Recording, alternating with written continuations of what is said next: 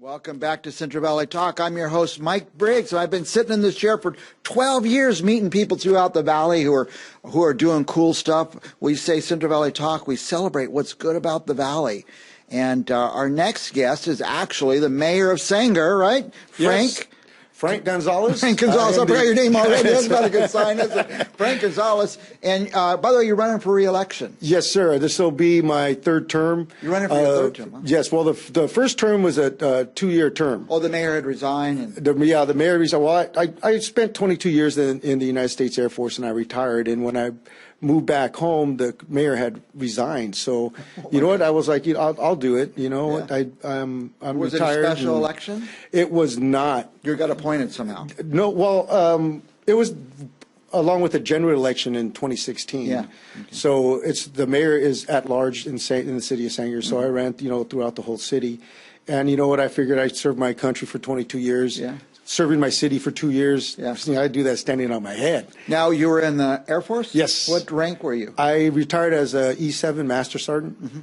And after I retired, I went back to school. I got my bachelor's and my master's. Mm-hmm. And you know what? I figured with the leadership skills I had attained in the Air Force and my education, you know what? Why can't I serve my city? Yeah.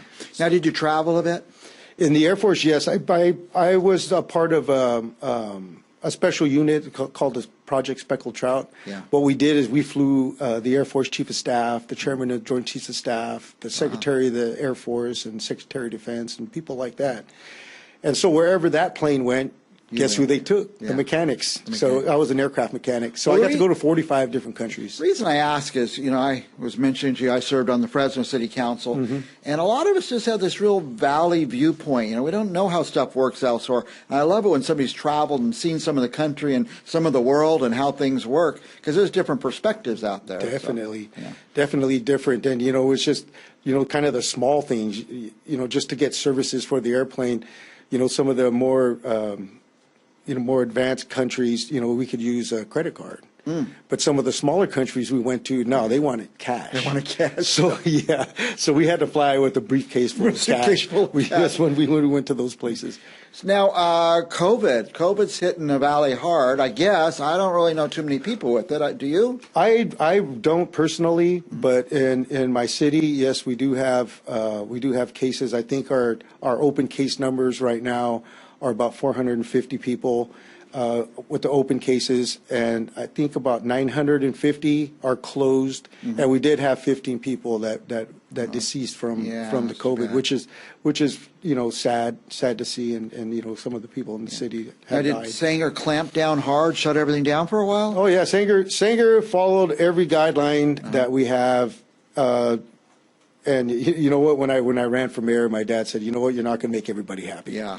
And so what we did is we are following the guidelines that are put before us by the county and the state level, and we're just following that book to a T. Mm-hmm. So yeah, we shut down. Masks are mandatory. Since they are mandatory, we have had a lot of donations to our city, and so I went to the council and I'm like, hey, let's start giving these businesses masks, because they're going to slowly start opening, but they're still going to be required to wear a mask. Yep. So I went out and I personally handed out over 1,000 masks to different businesses, and just so that we could help them out. Yeah. But with customers coming in, they don't have a mask. Right. We don't want you to send them away. Right.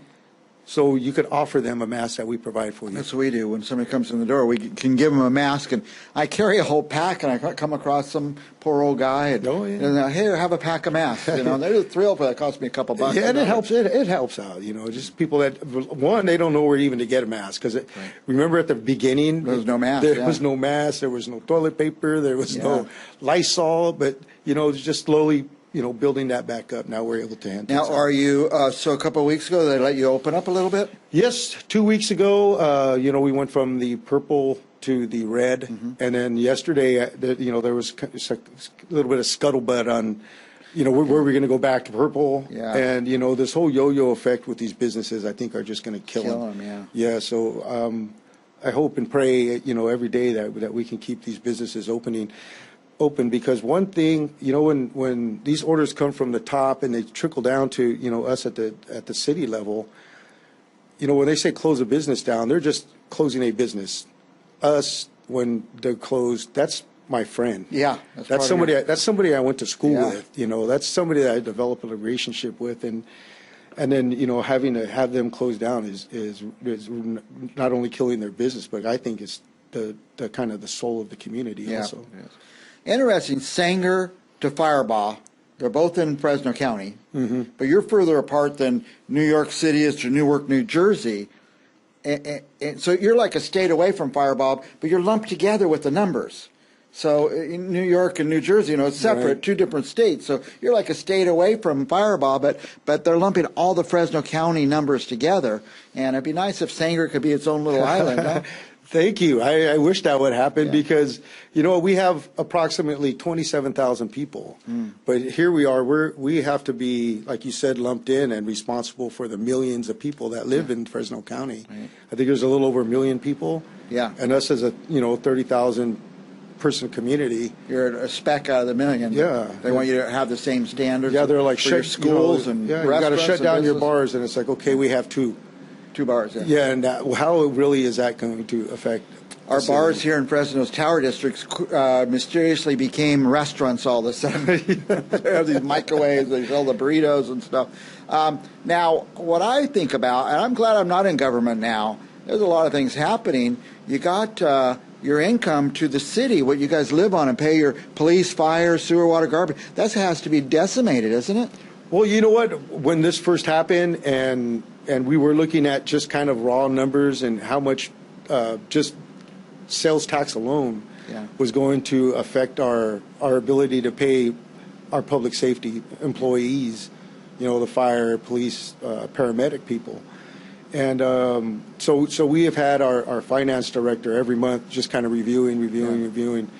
And October came, and it turns out that we're not in as bad a shape as we thought. Yeah. We still lost, quite an amount of money, but we're not to the point to we're going to have to, furlough people or lay people off. Do you have a little rainy day fund? Yes, we do. Yeah. Oh, good. That's a good mayor. You guys right there. You can never plan for what you can't plan for, so you had it ready. So now you're running for re-election, and that's going to be on the November ballot. November ballot. Yeah, and what we hope, I guess, is that people, sometimes you start voting president, vice president, Congress, all these offices, and city council's down at the bottom, huh? Yes, it's down at the bottom.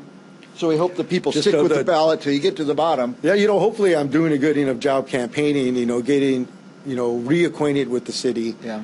Because I know when I ran the first time, it was a 2-year term. Yeah. So those 2 years were up, and then the second time I was up for re-election, nobody ran against me, so I was appointed mayor again. Yeah. Right. And so now this time, I really haven't been out on the campaign. Really have to earn it this time, huh? Yeah, I'll be out there knocking on doors. What do you do? You go to doors? I go door to door. You put out the traditional yard signs and door hangers and just try to meet as many people as you can. It must be exciting to have the mayor show up at your door. Yeah, I get that kind of look when I'm like, hey, I'm Frank Gonzalez, your mayor. And they're like, oh, my God, the mayor. And you still have the newspaper out there. Yes, it was called the Sanger Herald. Mm-hmm. Now it's called the Mid-Valley Times. Okay. And it's kind of lumped together three different cities. Kingsburg or? No, it's actually Dinuba, Reedley, and Sanger. Yeah. So, it's just... I guess the publisher published 3 different newspapers. Now now they're just doing one. Do one. So, well, what a great town Sanger is. And do you have, by the way, have you noticed crime going up or down during this COVID period? You know what? Talking to the chief, I guess the data, the numbers are showing that crime has actually gone down like 3%. I think that was his last report. But, with all the kind of social media and stuff now, it seems to me, just on that face, like it's gone up. Gone up a little. Yeah. Who's your police chief, by the way? Police chief is Greg Gardner. Yeah, I knew him as Sergeant Gardner when I first met him. He was right here in this neighborhood, right here in the Fresno's Tower District when he was on the Fresno Police. He's a wonderful guy. I can't say enough good things about him. Right. And we just swore him in probably a month and a half ago. Oh, so he's new out there. Yeah. Okay.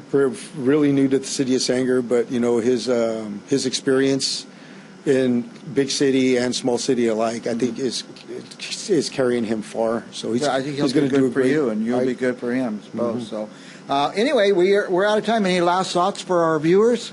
Well, just one, and we were talking about when I ran first time.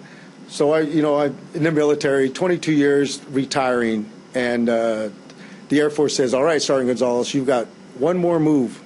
Anywhere in the world you want to go." Wow. Where do you want to go? So I was thinking, maybe Spain, Hawaii. But then, you know what? I miss my family. I miss my friends. So I said, send all my stuff back to Sanger. So I moved back home, just so I could be a part of the community again, and running for re-election again. You still have a lot of family there? Oh, yeah, ton of family there. My family has been there for probably over 100 years in the city of Sanger. I remember our first football game of the year was Clovis High versus Sanger Apaches. Oh, yeah. In my day, they always played there. I don't think they're in the same league. They are not, but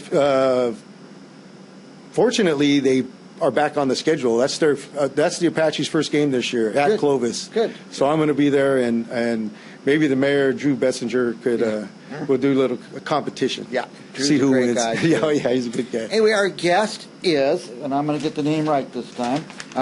Sorry, Frank Gonzalez, the mayor of Sanger, running for re-election, and good luck to you. Thank you, Mike. We wish you the best. We can't Thank be you. partisan here. We don't take sides, but Raj. I can't vote for you anyway. I don't live in Sanger. We'll be back with more Central Valley Talk right after this. Thank you.